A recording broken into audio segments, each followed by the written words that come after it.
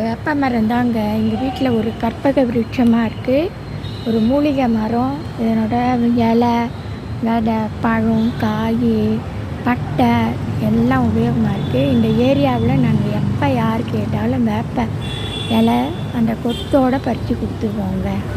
அவ்வளோ உடம்புக்கு ரொம்ப நல்லது. வேப்பங்காற்று ரொம்ப நல்லதுங்க, குளிர்ச்சியை தரும். நீங்களும் வேப்ப மரத்துலேருந்து என்னென்ன இது பயன்படுமோ அதெல்லாம் நல்லா உபயோகப்படுத்திக்கோங்க. இது ஒரு கிருமி நாசினி, சர்க்கரை நோய் தீர்க்கும், பூச்சிக்கொல்லி எல்லாத்துக்கும் உபயோகமானது. நன்றி. வேப்ப மரம் தாங்க.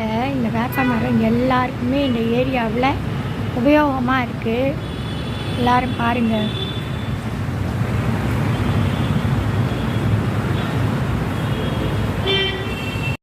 வணக்கம். அக்னி நட்சத்திரம் நேற்றியே முடிஞ்சிருச்சு.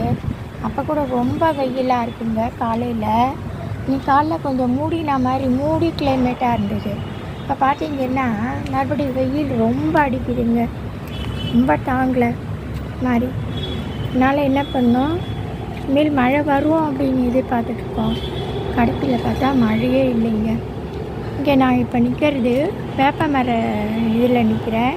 இந்த வேப்ப மரம் 40 ஆண்டு காலமாக இருக்குங்க இந்த வீட்டில். எல்லாருக்கும் நாங்கள் தான் வேப்ப இலை எந்த நாளில் கேட்டாலும் நாங்கள் வேப்ப இலை நல்லா பறித்து கொடுப்போம். எல்லாரோட வீட்லேயும் பூஜைக்கு இல்லை அம்மை நோய் அது மாதிரிலாம் வந்ததுன்னா கூட இந்த வேப்ப இலை ரொம்ப உபயோகமாக இருக்கும் எல்லாருக்கும். எப்போ கேட்டாலும் நாங்கள் யாருக்கும் இல்லைன்னே சொல்ல மாட்டோம். இந்த வேப்ப மரத்தை கொஞ்சம் பாருங்கள்.